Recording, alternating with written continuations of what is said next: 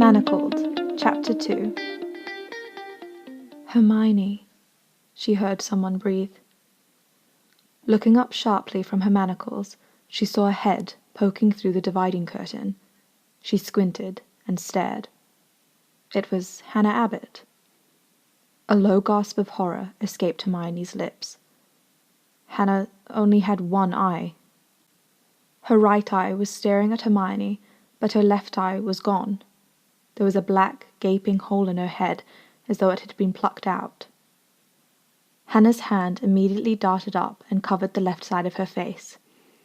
Sorry, it's always awful for people the first time they see it. What happened? Hermione forced the words out. She didn't know of any curse that removed eyes in such a manner.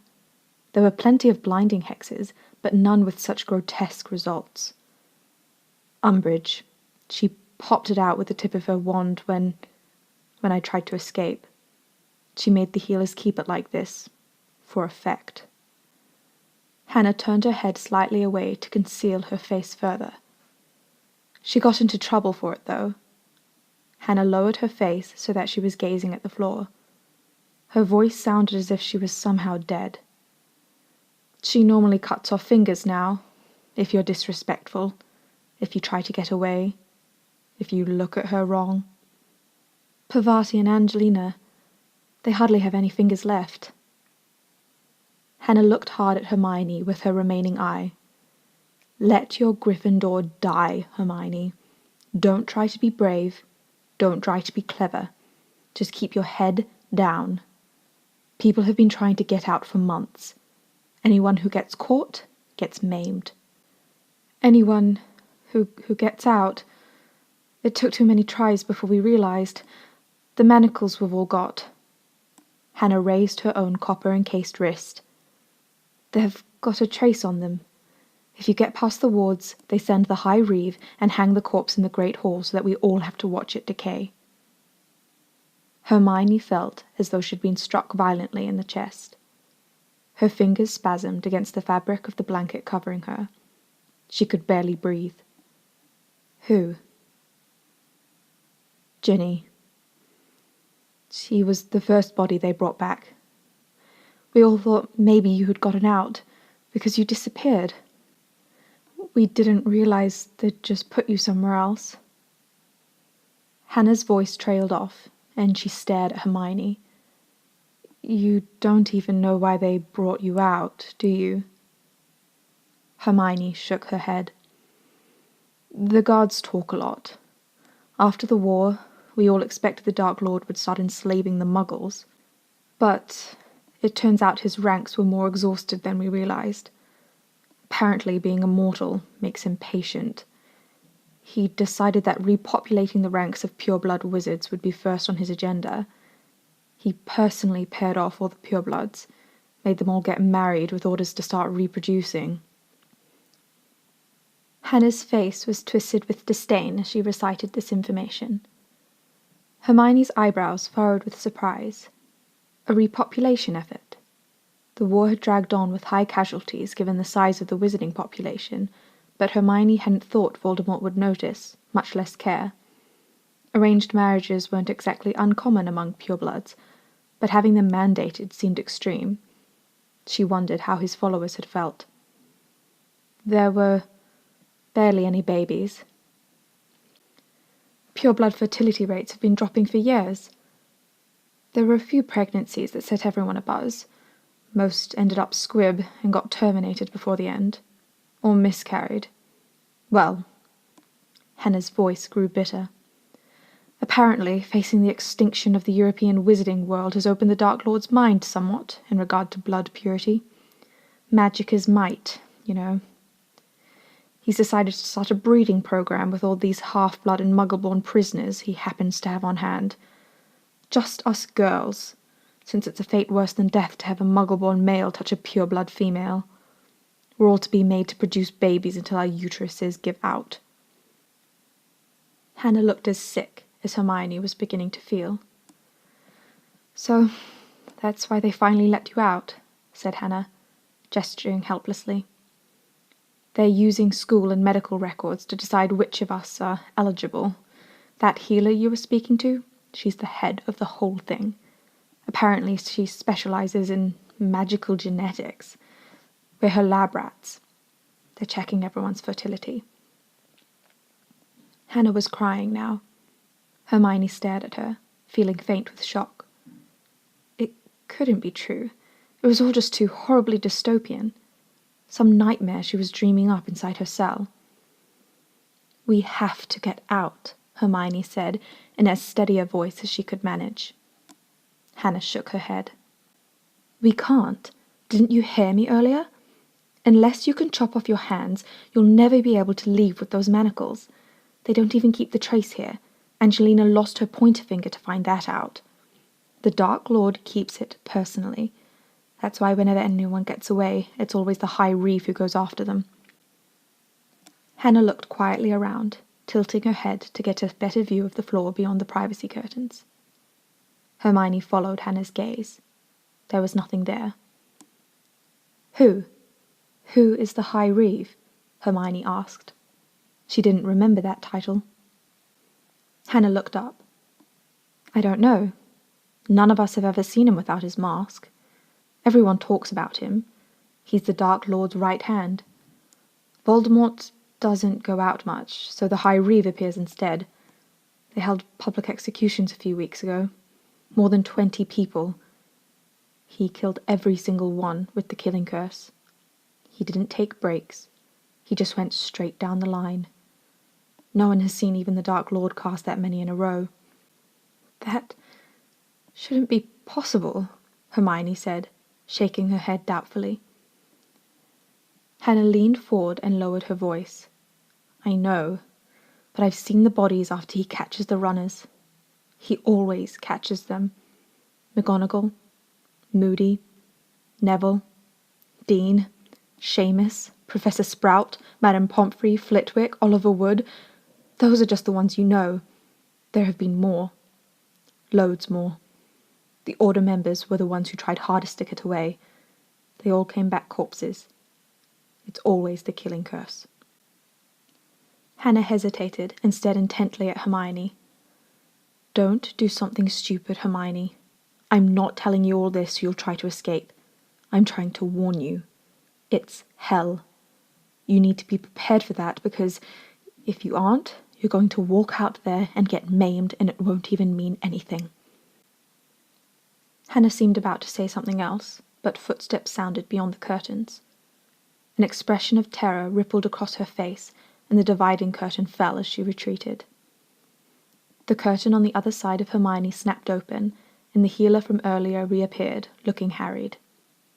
"The Dark Lord wants to watch your examination himself," the healer said, reaching out and grabbing Hermione's arm forcefully.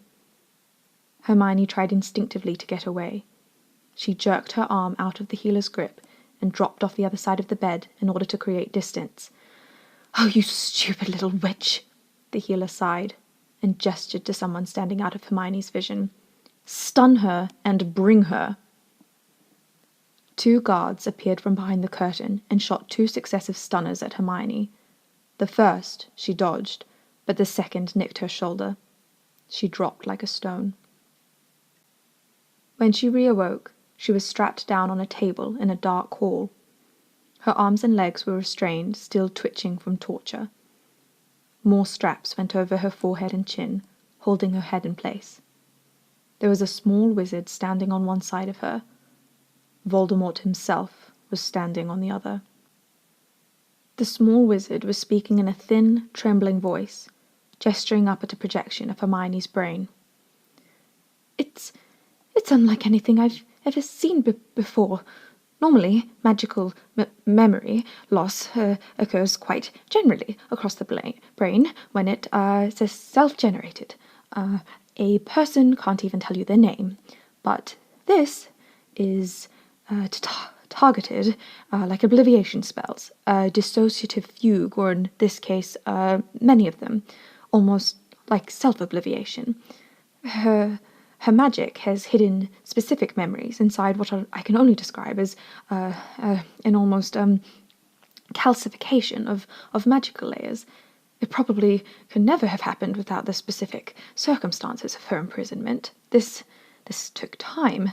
Her brain has been slowly shoring up a line of defenses over the course of months. Almost like a clam making a pearl, she's been slowly burying them layer under layer. You can tell someone has been more extensively protected than others based on how brightly they glow. Voldemort's eyes were narrowed. Could these memories be recovered with legitimacy? The small wizard looked more nervous. Faint droplets of perspiration had collected on his upper lip.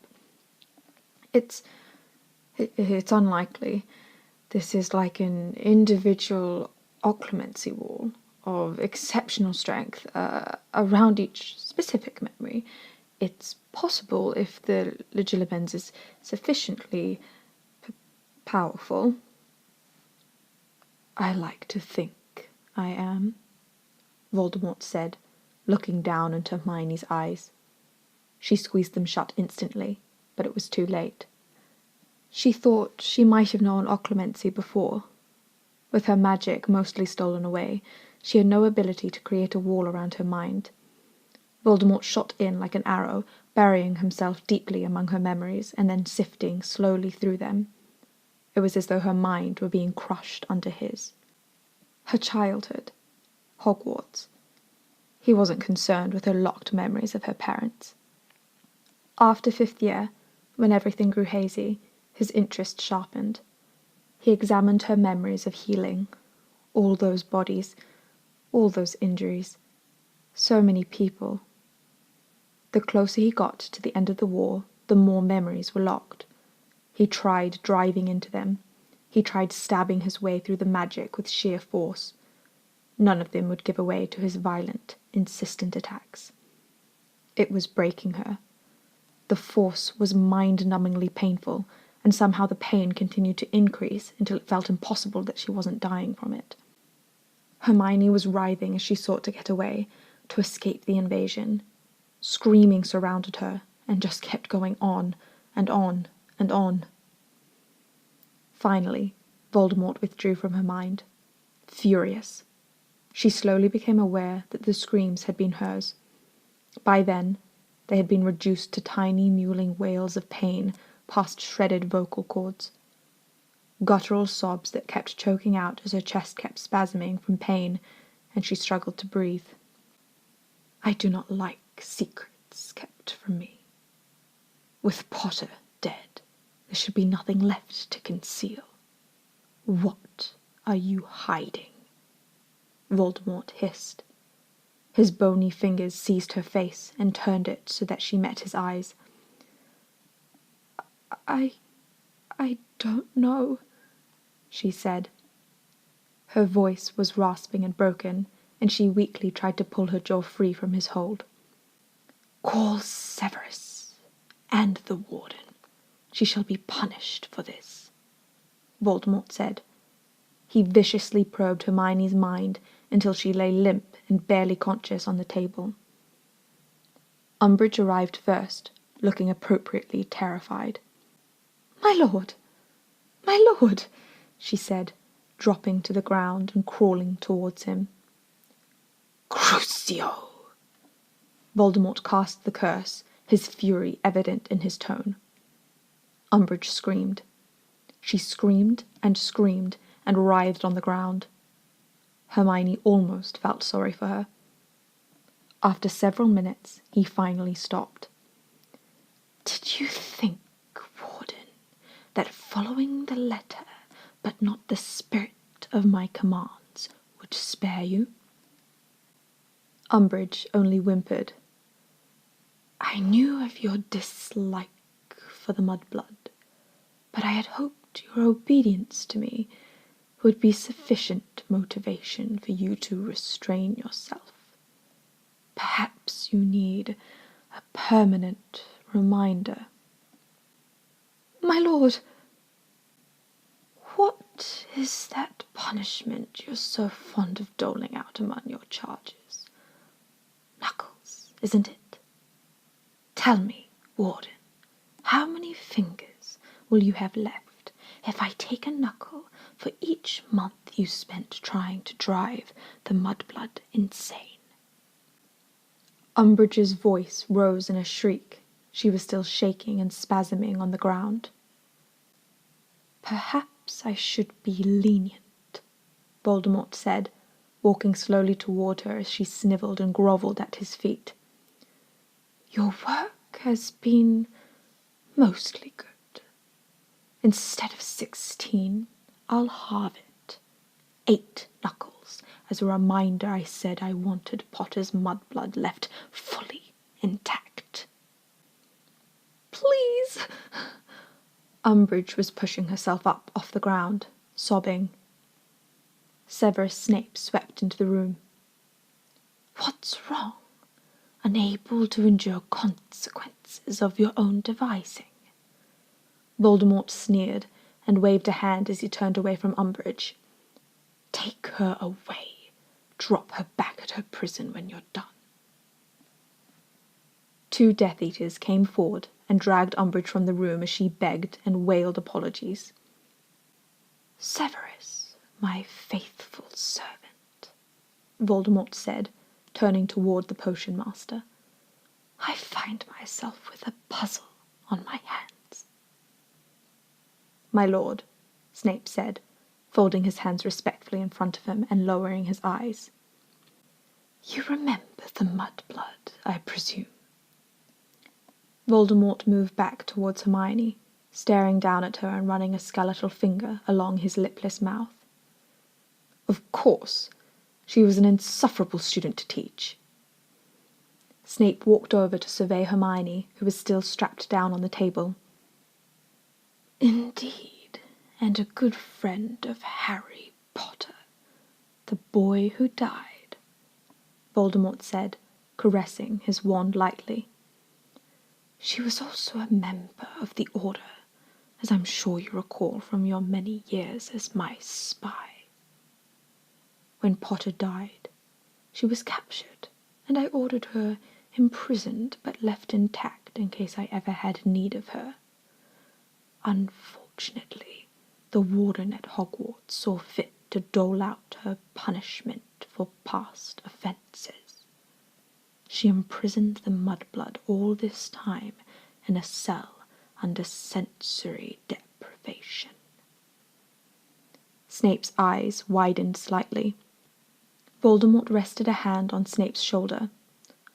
According to the mind healers, the experience enabled the mudblood to lock away her memories, sealing them off from herself and from me. The identities of her parents, which is of no consequence. More vitally, a great many memories from the war, particularly near the end. This memory loss occurred after Potter died, after the war had ended. What is it that she would be hiding? There was menace in Voldemort's low, sinuous voice. He paused for a moment and then looked down at Hermione. Perhaps, as someone who knew her during that time, you would have some insight into what is missing. Of course, my lord. Hermione found Snape's cold, bottomless eyes peering down at her. She didn't have any strength left to try resisting as he sank into her consciousness. He didn't bother with her early memories. He went directly to the war and swept through the memories quickly but thoroughly. He seemed to have specific categories he pursued: healing, potion brewing, order meetings, research, conversations with Harry and Ron, fighting, the final battle. Whenever Snape came upon a locked memory, he seemed to pause and consider its surroundings before trying to break into it. His invasion was dramatically less traumatic than Voldemort's, but Hermione was still weeping and shuddering by the time he finally, slowly withdrew. Her hands clenched spasmodically where they were strapped in place. Fascinating, he said, staring down at Hermione with a somewhat conflicted expression. Any insight? Voldemort's hand tightened on Snape's shoulder, and his tone was suspicious. Snape turned from Hermione and lowered his eyes. To be honest, my lord, the mudblood and I had very little contact during later years of the war. The order meetings I was privy to are all there. The little else I knew of her was that she was kept away from the fighting, acting as a healer and potion mistress. Those memories appear intact. I am at a loss of what she could be hiding. If the Order had any remaining secrets left, I want to know them, Voldemort said, his scarlet eyes narrowing. Indeed, Snape said, his tone silken and demure. Unfortunately, most of the highly informed Order members are dead now, either during the final battle or from torture or escape attempts. Aside from Miss Granger herself, there is likely no one else still alive carrying the information. Voldemort stared down at Hermione. His red eyes were enraged and calculating as he ran a finger slowly along his mouth. Then he looked sharply over at the mind healer. Is there a way to recover these memories? Voldemort said, his wand hanging from his fingertips with casual menace. Well, that's very difficult to say. The healer paled. It's possible. Now that the circumstances causing it have been removed, with time, they may restore themselves. What about torture? I have broken through to obliviated memories with torture in the past. The mind healer looked green. It might work, but there'd be no telling which ones you'd unlock. You might only get a few before she went insane. Voldemort stared speculatively down at Hermione. Then I want her watched carefully by someone who will know the instant they begin to return. Severus, I shall leave her in your charge. Of course, my lord. Snape bowed low. You object. Voldemort used his wand tip to force Snape upright. He tilted Snape's head back until their eyes met. Never. Your wish is my command. Snape's collected expression rippled under the scrutiny. Yet you have objections, Voldemort said, withdrawing his wand and turning back to stare down at Hermione. I am departing tomorrow for Romania, Snape said, to investigate the rumors of insubordination we have heard about. The trip, as you noted when you assigned it to me, will be a delicate task, complex and rigorous, even without the addition of a prisoner who requires careful monitoring. I am reluctant to disappoint you in either of these matters. He placed his hand on his chest and bowed again. Voldemort paused and seemed to be considering, resting his hands on the table beside Hermione and leaning over to study her. As he stood there, a movement on Hermione's other side caught her attention. The female healer in charge of Voldemort's breeding program had approached and was whispering a question to the mind healer. My lord, the mind healer said, stepping hesitantly closer. Healer Stroud has brought to my attention a point that may interest you. Yes. Voldemort's interest appeared negligible. He did not look up towards either healer. Magical pregnancy, my lord, Healer Stroud said with a proud smile. There are a few cases on record which indicate that such pregnancies have an ability to break through the magical fugues. The magic of a child is compatible but dissimilar enough to its mother's to have a corroding effect on built-up magic. It's nothing conclusive, given the rarity. It's possible, however. Miss Granger has exceptional magical ability. You yourself noted this and wanted her included in the repopulation effort. If you leave her within the program, there is a chance that a pregnancy may result in unlocking her memories. But—" she hesitated slightly. "What?" Voldemort looked up sharply at Healer Stroud, causing her to pale and flinch. You would be unable to inspect her mind during the pregnancy," Healer Stroud said, speaking quickly. "Invasive magic such as legilimency carry a high risk of miscarriage. It's often so traumatic that it can result in a permanent magical infertility. You would have to wait, even if you knew the memories were returning, until the baby was born. Unless the father, who would share a familiar magical signature with the child, were the one performing the legilimency." Voldemort stared down at Hermione thoughtfully, his fingers sliding over his chest, as though he was soothing an injury. "Severus, my lord. The High Reeve is an exceptional legilimens, is he not?" "Indeed, my lord," Snape said. "His skill is quite likely equal to my own. You had him trained quite carefully." "His wife has been found magically barren, has she not?" The question was directed towards Healer Stroud. "Yes, my lord," she answered immediately.